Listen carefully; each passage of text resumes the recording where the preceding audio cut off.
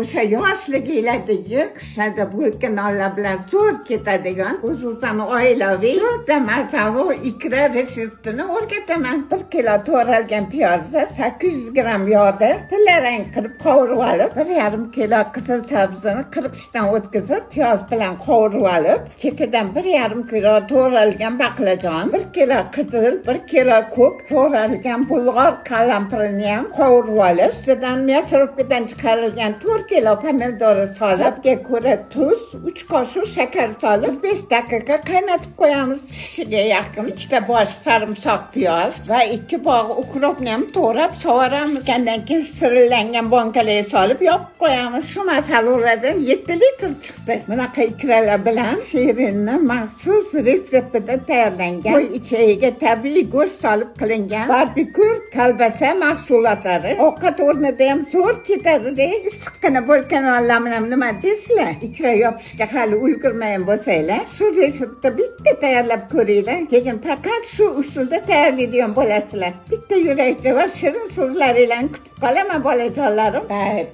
Hamma narsasi me'yorida. To'rtta mazali.